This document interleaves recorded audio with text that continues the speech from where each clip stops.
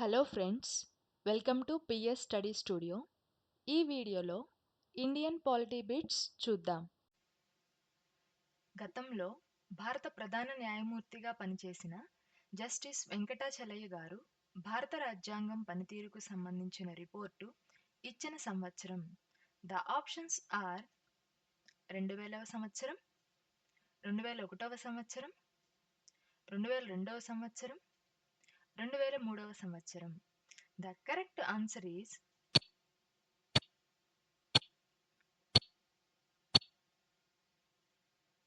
2002వ సంవత్సరం. The next question is, భారత రాజ్యాంగం ఏ సంవత్సరం వరకు భారతదేశాన్ని సార్వభౌమ ప్రజాస్వామ్య గణతంత్రంగా కొనసాగించింది?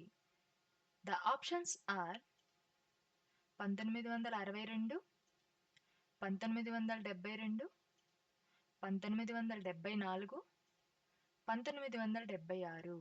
The correct answer is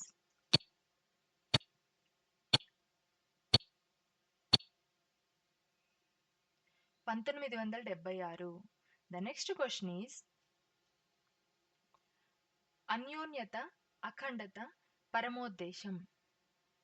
The options are ఏర్పాటువాది ఖండన, దేశాన్ని విభజన చేయడం, రాష్ట్రాలను విభజన చేయడం, రాష్ట్రాలను దేశాన్ని పటిష్టం చేయడం. The correct answer is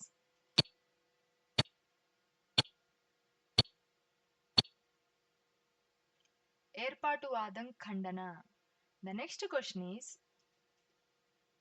భారత రాజ్యాంగంలోని అధికరణ 14 క్రింది దానిని నిషేధించదు. The options are క్లాస్ చట్టం, న్యాయమైన వర్గీకరణ, తారతమ్యం, విడదీయడం. The correct answer is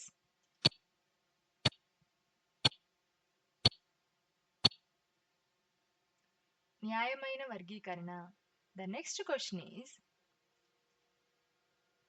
రాష్ట్రపతి సుప్రీంకోర్టు సలహా అభిప్రాయము ఈ అధికరణ ప్రకారం కోరవచ్చు.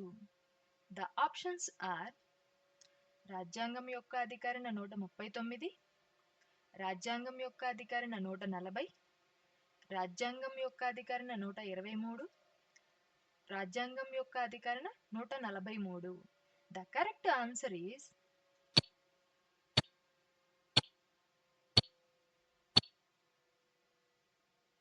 రాజ్యాంగం యొక్క అధికరణ 143. Thanks for watching. ఈ వీడియో కనుక మీకు యూజ్ అయినట్టయితే లైక్ చేయండి. మరిన్ని వీడియోస్ కోసం ఛానల్ని సబ్స్క్రైబ్ చేసుకోండి.